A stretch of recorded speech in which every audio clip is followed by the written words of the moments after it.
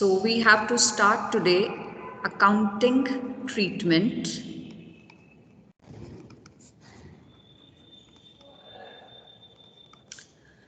in the books of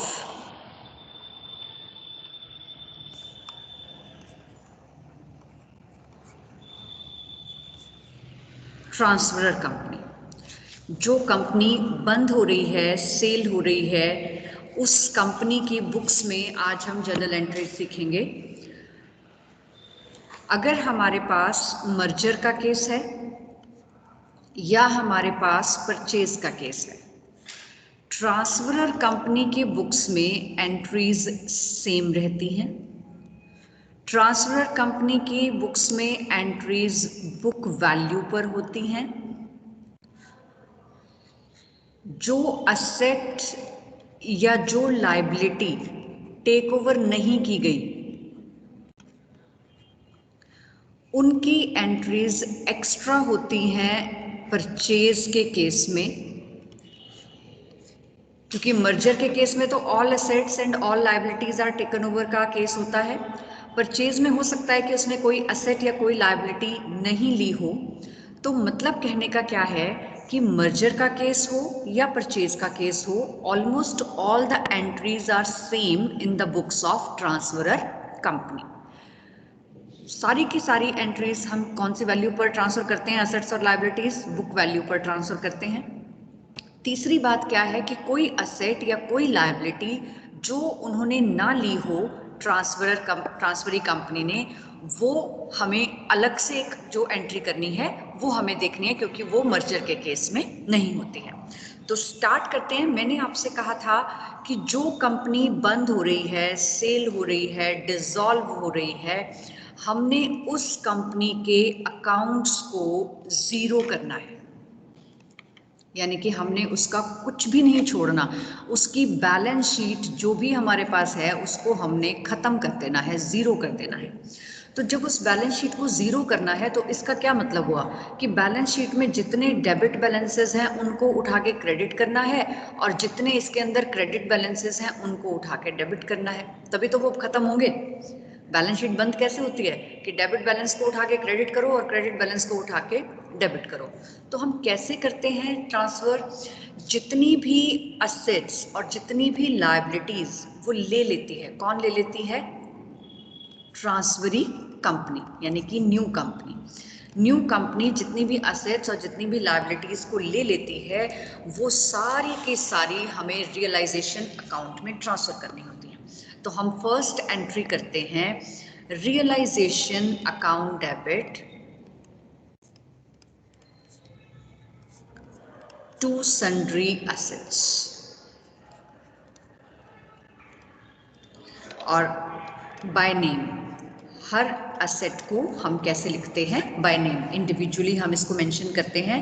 जितनी भी assets, क्योंकि मर्जर का केस होगा तो सारी की सारी आ जाएंगे यहाँ पे, और परचेज का केस होगा तो जो नहीं ली होगी उसको छोड़ देंगे, बाकी सब आ जाएंगे। ठीक है। अगर मान लीजिए उसने लिखा कि कैश नहीं लिया तो हम कैश नहीं लिखेंगे, अगर लिया है तो कैश भी यहीं पर आ जाएगा। सारी की सारी असेट्स ट्रांसफर करने के बाद यहाँ पर एक चीज और नोट करेंगे,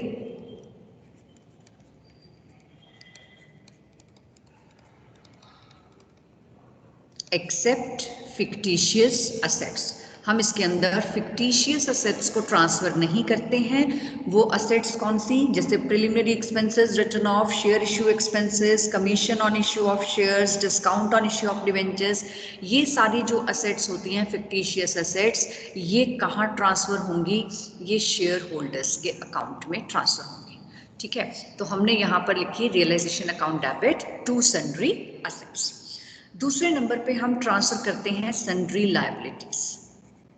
लायबिलिटीज क्रेडिट होती हैं, उनको खत्म करने के लिए हमें डेबिट करना पड़ेगा। Sundry liabilities account debit to realisation account. हमने कौन सी करी? बाय नेम, जो जो की उनको हम यहाँ पर मेंशन करेंगे। ठीक है, सन्ड्री लायबिलिटीज को बाय नेम। इसके अंदर आपने रिजर्व्स नहीं लिखने, सिर्फ और सिर्फ कौन सी लिखनी है? आउटसाइड लायबिलिटीज लिखनी है। मान लीजिए कोई प्रोविजन है, कोई असेट था और उसका डेप्रिसिएशन था, तो असेट यहाँ आ जाएगी और उसका डेप्रिसिएशन यहाँ पर आ जाएगा। ठीक है, कोई प्रोविजन फॉर डाउटफुल डेट है तो डेटर्स यहाँ है तो प्रोविजन यहाँ आ जाएगा। इस तरीके से हम सारी की सारी लायबिलिटीज को रियलाइजेशन अकाउंट में ट्रांसफर कर देंगे। ठीक है, उसके बाद थर्ड एंट्री होती है हमारी परचेज कंसिडरेशन की। तो परचेज कंसिडरेशन के लिए क्या एंट्री की जाती है? ट्रांसफरी कंपनी से लेनी है तो ट्रांसफरी कंपनी को डेटर बना दीजिए, transferee company account debit to realisation account, कि इन असेट्स और लायबिलिटीज के बदले में हम आपसे क्या ले रहे हैं, वो है परचेज कंसिडरेशन। तो उसको ड्यू करने के लिए हम उसको ट्रांसफरी कंपनी को डेटर बना देते हैं। तो एंट्री करते हैं third, transferee company account debit to realisation with the amount of purchase consideration. ठीक है, अब ये तीन एंट्रीज के बाद चौथी एंट्री में ये परचेज कंसिडरेशन किस फॉर्म में दी जाएगी, वो उस फॉर्म की एंट्री हम यहाँ पर करेंगे कि ट्रांसफरी कंपनी से हमें क्या क्या रिसीव हुआ। अगर हमें कैश रिसीव हुआ तो बैंक अकाउंट डेबिट, मान लीजिए फ्रैक्शनल पार्ट था उसके लिए हमारे पास आया, या परचेज का केस था तो भी बैंक कैश आ सकता है। Bank account debit, shares in transferee company account debit to transferee company, कि ट्रांसफरी कंपनी यहाँ डेबिट करी थी हमने, यहाँ क्रेडिट कर दी और उसके बदले में उनसे क्या क्या ले लिया, bank account debit and shares account debit, यानी कि क्या क्या आ रहा है उनसे, बैंक आ रहे बैलेंस आ रहा है और शेयर्स इन ट्रांसफरी कंपनी, नई कंपनी के शेयर्स आ रहे हैं, ये हमने ट्रांसफर कर दिया। तो पहली चार एंट्रीज, आई रिपीट, पहली एंट्री में हमने सारी असेट्स को ट्रांसफर किया, दूसरी एंट्री में हमने सारी लायबिलिटीज को ट्रांसफर किया, तीसरी एंट्री में हमने परचेज कंसिडरेशन को ड्यू किया और चौथी एंट्री में हमने परचेज कंसिडरेशन को रिसीव किया। इसके बाद हम बात करते हैं कि मान लीजिए कोई एक असेट है जो नई कंपनी ने नहीं ली, ट्रांसफरी कंपनी ने नहीं ली। अब अगर उसने नहीं ली तो ये केस होगा परचेज का। ठीक है, अब हमें क्या करना पड़ेगा, उस क्वेश्चन में मान लीजिए उसने लिखा है all assets except furniture were taken over, और फर्नीचर जो है उसके बारे में कोई इंफॉर्मेशन नहीं है, तो हम उसको बुक वैल्यू पर सेल कर देंगे। तो हम क्या लिखेंगे, bank account debit to asset account, जो भी वो असेट थी वो हमने नहीं, जो उसने ली वो सेल कर दी। तो नॉर्मली जब ऐसा होता है तो उसकी सेल वैल्यू गिवन होती है। मान लीजिए असेट 40,000 की थी और हमने 30,000 में बेच दी, तो हमें जो लॉस हुआ वो रियलाइजेशन अकाउंट में ट्रांसफर हो जाएगा। प्रॉफिट होगा तो रियलाइजेशन अकाउंट क्रेडिट हो जाएगा। रियलाइजेशन अकाउंट डेबिट 10,000, ये क्या है कि asset sold which was not taken over by the new company, कि जो असेट नई कंपनी ने नहीं ली थी हमने उसको मार्केट में बेच दिया। इसी तरह से कोई लायबिलिटी हो सकती है जो नई कंपनी टेक ओवर नहीं कर रही है। अब हमें बिना कहे, क्वेश्चन में लिखा है या नहीं लिखा, हमें उस लायबिलिटी को पे करना है, क्योंकि हमें बैलेंस शीट जीरो करनी है तो उस लायबिलिटी को हम वहाँ पड़े नहीं रहने दे सकते।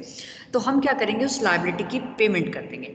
तो हम क्या करेंगे, लायबिलिटी अकाउंट डेबिट, जो भी लायबिलिटी का नाम होगा वो नाम लिखेंगे यहाँ पर, और टू बैंक, जितनी हमने उसकी पेमेंट करी। मान लीजिए लायबिलिटी 40,000 की थी और आप पेमेंट कर रहे हो उसको 45,000 की, वो एक्स्ट्रा पेमेंट मांग रहा है आपसे, तो आपको लॉस हो गया। तो इसका मतलब रियलाइजेशन अकाउंट में कितना चला जाएगा, लॉस 5,000। अगर वो कम में सेटलमेंट करने को तैयार हो जाता है कि 40 की जगह आप 35 दे दीजिए, तो 5,000 का प्रॉफिट होगा और वो रियलाइजेशन अकाउंट में क्रेडिट हो जाएगा। ठीक है, इसके बाद हम बात करते हैं रियलाइजेशन एक्सपेंसेस की, कि हमें इस सब में कुछ खर्चा होता है। तो ये खर्चा या तो ट्रांसफरर कंपनी बियर करती है और या फिर ट्रांसफरी कंपनी बियर करती है।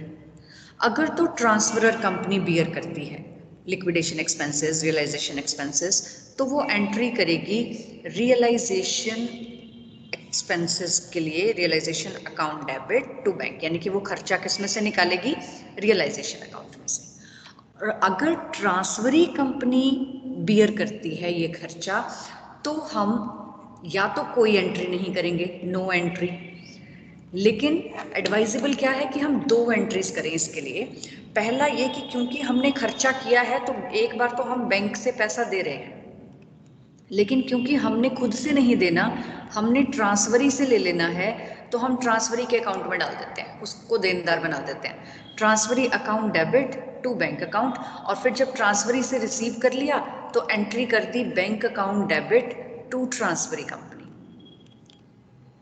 तो अल्टीमेट इम्पैक्ट तो ये देखो, ट्रांसफरी डेबिट हो रहा है, ट्रांसफरी क्रेडिट हो रहा है, बैंक अकाउंट डेबिट और बैंक अकाउंट क्रेडिट हो रहा है, तो जीरो आ रहा है, नो एंट्री वाला ही काम है। लेकिन हमें कर देना चाहिए कि transferee account debit to bank और bank account debit to transferee company. ये किस लिए कर रहे हैं हम, रियलाइजेशन एक्सपेंसेस के लिए। अब अगर हम ध्यान से सोचें तो बैलेंस शीट में क्या बचा होगा, बैलेंस शीट में से हमने सारी लायबिलिटीज उठा ली, सारी असेट्स उठा ली, लेकिन इसमें अभी फिक्टिशियस असेट्स बची हैं और लायबिलिटीज में शेयर होल्डर्स फंड पड़े हैं, रिजर्व्स एंड सरप्लस पड़े, ये दोनों चीजें अभी बाकी हैं। तो अब हमें इनको किसको ट्रांसफर करना है, इनको हमें ट्रांसफर करना होता है शेयर होल्डर्स अकाउंट में। तो इसका मतलब हम क्या करेंगे, हम ट्रांसफर कर देंगे जितने भी शेयर होल्डर्स के बैलेंसेस हैं, क्रेडिट होते हैं वो, तो उनको हमें डेबिट करना पड़ेगा। तो equity share capital account debit, reserve fund हो सकता है, कंटिंजेंसी फंड हो सकता है, डिविडेंड इक्विलाइजेशन फंड हो सकता है, वर्कमैन कॉम्पनसेशन फंड हो सकता है, सरप्लस के नाम से हो सकता है, रेवेन्यू के नाम से हो सकता है। ये जितने भी प्रॉफिट्स एंड लॉस के बैलेंसेस होंगे, इनको हम ट्रांसफर कर देंगे to equity share holders account. अगर प्रेफरेंस होता तो उसका अलग एंट्री करते, preference share capital to preference share holders, और बाकी सारे जो रिजर्व्स हैं वो सिर्फ इक्विटी के साथ जाते हैं, तो वो इक्विटी के साथ हमने ट्रांसफर किए टू इक्विटी शेयर होल्डर्स। इसी तरह से अगर कोई लॉसेस और कोई फिक्टिशियस असेट्स हैं तो वो ट्रांसफर हो जाएंगी equity share holders account debit to, अगर हमारे पास सरप्लस का कोई नेगेटिव बैलेंस है वो, यानी कि P&L का लॉस जिसे कहते हैं आप, वो हो सकता है, टू शेयर इशू एक्सपेंसेस अगर हैं दिए हुए, डिस्काउंट हो सकता है दिया हुआ हो, टू डिस्काउंट ऑन डिवेंचर्स। तो जितनी भी फिक्टिशियस एसेट्स हैं वो हम किस में ट्रांसफर कर देंगे, इक्विटी शेयर होल्डर्स। इसके बाद हम रियलाइजेशन का अकाउंट बनाएंगे और रियलाइजेशन का अकाउंट बना के जितनी भी हमने पीछे एंट्रीज करी हैं उस एंट्रीज का बैलेंस निकालेंगे। तो बैलेंस निकाल के या तो प्रॉफिट आएगा और या लॉस आएगा। प्रॉफिट आएगा तो वो इक्विटी शेयर होल्डर्स को चला जाएगा, लॉस आएगा तो भी इक्विटी शेयर होल्डर्स को जाएगा। तो एंट्री क्या हो जाएगी, अगर प्रॉफिट होता है तो हम एंट्री करेंगे realisation account debit to equity share holders account, और अगर लॉस होता है तो हम एंट्री करते हैं equity share holders account debit to realisation. अब क्या बचा, अब हमने इक्विटी शेयर होल्डर्स को फाइनल पेमेंट करनी है। तो इक्विटी शेयर होल्डर यहाँ क्रेडिट हुआ, इक्विटी शेयर होल्डर यहाँ डेबिट हुआ, और इन दोनों में से एक ही केस होगा, या तो प्रॉफिट होगा या लॉस होगा। और इक्विटी शेयर होल्डर प्रॉफिट के केस में क्या हुआ है, क्रेडिट हो रहा है, और लॉस के केस में क्या हो रहा है, डेबिट। तो इन दोनों में से तो हमारे पास एक ही चीज आनी है, तो एक ये क्रेडिट, एक ये डेबिट, और मान लीजिए हमने सोचा कि प्रॉफिट हुआ तो एक ये और क्रेडिट। तो इन दोनों क्रेडिट्स को ऐड करके ये डेबिट हम माइनस कर देंगे, तो जो भी बचेगा वो amount equity share holders account debit वो इक्वल होगा परचेज कंसिडरेशन के, फॉर श्योर। ये बैलेंस किसके बराबर आएगा आपका, परचेज कंसिडरेशन के, जो इक्विटी को मिलनी है। अगर प्रेफरेंस शेयर्स भी क्वेश्चन में होंगे तो प्रेफरेंस शेयर की एंट्री हम पहले कर चुके होंगे, तो ये जो परचेज कंसिडरेशन बची हुई निकलेगी ये वो वाली निकलेगी जो हमने इक्विटी को देनी है। तो जो जो हमने इक्विटी को दिया, टू शेयर कैपिटल या टू बैंक कैश जो भी हमने दिया वो हम यहाँ पर इनको लास्ट एंट्री में पे कर देंगे। बात समझ में आई? Yes ma'am. Yes, ma'am. Okay, let us take an example and do it. I am taking illustration number 1. हम सिर्फ ट्रांसफरर की बुक्स में एंट्री करेंगे इसकी।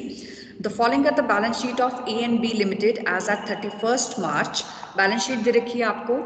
On 1 April 2015 A limited takes over B limited.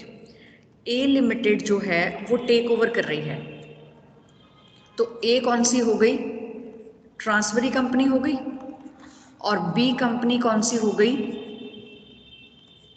Transferor company. तो हमने entries करनी है बी कंपनी की बुक्स में, ठीक है। A limited will issue 1 lakh equity shares of ₹10 each at par to the equity share holders of B limited. अब मैंने आपको कहा था क्वेश्चन स्टार्ट करने से पहले हमें निकालनी है परचेज कंसिडरेशन। परचेज कंसिडरेशन निकालने के लिए हम यूज करते हैं नेट पेमेंट मेथड, और नेट पेमेंट मेथड में हम लेते हैं what is to be paid for shares only. तो अब देखिए, ए लिमिटेड ने 1 लाख इक्विटी शेयर 10 रुपए का दिया equity share holders of B limited को। तो जो बी लिमिटेड थे उसके शेयर्स देखो कितने के थे, ये हमें दिए हुए हैं 8 लाख के इक्विटी शेयर्स, और हमने इनको 8 लाख के बदले में 1 लाख शेयर 10 रुपए का एक, यानी कि 10 लाख के शेयर्स दिए। प्रेफरेंस शेयर्स हमारे पास दिए हुए हैं 2,60,000 के बी लिमिटेड के, और यहाँ पर हमें दिया है A limited will issue 3,011% preference shares of ₹100 each at par. हमने इनको दिए 3 लाख। उसके बाद थर्ड एंट्री में दिया हुआ है the debentures of B limited were taken over by A limited and then converted into equal number of 13% debentures of the same denomination. लेकिन वो परचेज कंसिडरेशन में ऐड नहीं होंगे, क्योंकि परचेज कंसिडरेशन में डिबेंचर्स के बदले में क्या दिया वो ऐड नहीं किया जाता, सिर्फ और सिर्फ शेयर्स के बदले में क्या दिया वो ऐड किया जाता है। तो आपकी परचेज कंसिडरेशन आ गई 13 लाख। अब आपने ये क्वेश्चन मर्जर और परचेज दोनों से करना है, तो पहले हम ट्रांसफरर कंपनी की बुक्स में एंट्री कर रहे हैं और वो मर्जर परचेज में सेम होती हैं। तो सबसे पहली एंट्री आपको असेट ट्रांसफर करने की करनी है। तो realisation account debit to fixed asset, क्योंकि मुझे 2 ही तरह की असेट्स दे रखी हैं, and two current assets. Question में 2 ही असेट्स हैं, fixed assets and current assets. 10,28,000 and 7,20,000। तो टोटल हो गया मेरे पास 17,48,000। देन मुझे ट्रांसफर करनी है आउटसाइड लाइबिलिटीज। तो मैंने लाइबिलिटीज में देखा कि मुझे क्या क्या दिया हुआ है, equity, preference, general reserve, statutory reserve, surplus और डिबेंचर्स एंड करंट लाइबिलिटी। तो बाहर की आउटसाइड लाइबिलिटी तो 2 ही हुई मेरे पास। एक हुई 12% डिबेंचर्स, जो कि कितने के दिए हुए हैं मुझे 75,000 के, और करंट लायबिलिटीज मुझे दी हुई हैं 2,15,000 की। तो दोनों को ट्रांसफर कर दिया मैंने टू रियलाइजेशन अकाउंट। मेरे पास कितना आ गया 2,90,000। थर्ड एंट्री में मुझे परचेज कंसिडरेशन ड्यू करनी है, तो transferee company account debit to realisation account 13 lakh की मेरी परचेज कंसिडरेशन है। फोर्थ एंट्री में मुझे ये परचेज कंसिडरेशन रिसीव करनी है। Equity shares in A limited कितने के दे रहे हैं 10 लाख के। Preference shares in A limited कितने के दे रहे हैं 3 लाख के, और दे कौन रहा है टू ए लिमिटेड 13 लाख। कोई भी ऐसी असेट या कोई भी ऐसी लायबिलिटी नहीं है जो इसने नहीं ली है। तो अब इसके बाद हम नेक्स्ट काम करते हैं प्रेफरेंस शेयर होल्डर्स का। तो preference share holders balance sheet में हैं 2,60,000 के, तो मुझे उनको ख़त्म करना है। तो preference share capital account debit हो जाएगी 2,60,000। ध्यान से देखिएगा, लेकिन मैं उनको पेमेंट कितनी कर रही हूँ 3 लाख की। तो इसका मतलब मैं प्रेफरेंस शेयर होल्डर्स को कितनी अमाउंट देने वाली हूँ 3 लाख। तो 40,000 का जो मेरा लॉस आया वो किस में चला जाएगा रियलाइजेशन अकाउंट में 40,000। अब प्रेफरेंस शेयर होल्डर्स को पेमेंट कर दीजिए। Preference share holders account debit 3 lakh. ये जो प्रेफरेंस शेयर यहाँ डेबिट किए थे ये इनको पे कर देते हैं to preference shares in A limited. अब इनको मिल गए 3 लाख, तो परचेज कंसिडरेशन में से 3 लाख का काम तो खत्म हो गया, ये पेमेंट हो गई प्रेफरेंस शेयर्स की, प्रेफरेंस शेयर्स को चली गई। अब बचे equity share holders. Equity share holders को देने से पहले हम रियलाइजेशन अकाउंट बनाते हैं। तो रियलाइजेशन अकाउंट के डेबिट में है 17,18,000, उसके 28,000 और उसके बाद 98 कितना है ये 17,48 है, 17,48,000। क्रेडिट में है 2,90,000, क्रेडिट में है 13 लाख और डेबिट में है 40,000। तो मेरे पास बैलेंस निकल आएगा रियलाइजेशन अकाउंट का 1,98,000 का लॉस। तो मेरी एंट्री हो जाएगी equity share holders account debit to realisation account 1,98,000। ये लॉस आ गया मेरे पास। अब इसके बाद क्या करना है, equity share holders to realisation आ गया। अब बैलेंस शीट में जो भी बचा है उसको खत्म करना है। तो बचा क्या है, इक्विटी शेयर होल्डर और उसके बैलेंसेस, तो वो ट्रांसफर कर दीजिए। Equity share capital account debit 8 lakh की कैपिटल थी। General reserve account debit 3 lakh. Statutory reserve account debit 35,000, surplus account debit 63,000 to equity share holders account। ये हमें दिए हुए हैं, टोटल आ गया हमारे पास 11,98,000। अब आप देखिए कि इक्विटी शेयर होल्डर्स का अब बैलेंस शीट में कोई चीज नहीं बची है। यू कैन चेक कि जो हमारे को डेबिट या क्रेडिट करनी बाकी हो। तो इक्विटी शेयर होल्डर के क्रेडिट में आया 11,98,000। इक्विटी शेयर होल्डर से लॉस चार्ज करना है 1,98,000। तो नेट बैलेंस कितना हो गया 10 लाख का। तो 10 लाख हमारी परचेज कंसिडरेशन है, वो पेमेंट कर दीजिए। Equity share holders account debit to equity shares in A limited, that is 10 lakh. और मैंने आपको बोला था कि ये अमाउंट आपकी वही आएगी जो इक्विटी शेयर्स को आपने परचेज कंसिडरेशन देनी थी। तो इक्विटी शेयर को परचेज कंसिडरेशन आपने देनी थी 10 lakh and this amount is equal to 10 lakh. समझ में आया आपको? स्टेटमेंट आपके पास बुक्स में है, आप देख सकते हैं वहां से। और जो एंट्रीज हैं वो मैंने आपको समझा दी हैं। If any problem you can ask.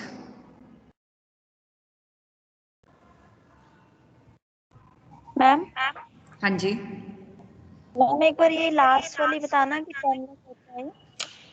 Equity share holders वाली। Yes ma'am. Equity share holders को सारे रिजर्व्स और सारे सरप्लस मिलते हैं और सारे लॉसेस भी उन्हीं के होते हैं। तो हमने जितने भी रिजर्व्स हैं वो इक्विटी शेयर होल्डर के कैपिटल के साथ इक्विटी शेयर होल्डर्स के अकाउंट में ट्रांसफर कर दिए। और जो रियलाइजेशन का लॉस था वो था 1,98,000। तो 11,98,000 उनको देने हैं, 1,98,000 उनसे लेने हैं। तो नेट उनको कितने देने हुए 10 लाख। और 10 लाख की ही मेरे पास परचेज कंसिडरेशन बची है, क्योंकि टोटल 13 थी जिसमें से 3 मैं प्रेफरेंस शेयर्स को दे चुकी हूँ। तो बची कितनी 10। वो 10 मुझे किसको देनी है, इक्विटी शेयर होल्डर्स को। तो वो मैंने पे कर दी equity share holders account debit to equity shares in A limited. Got it? Yes ma'am.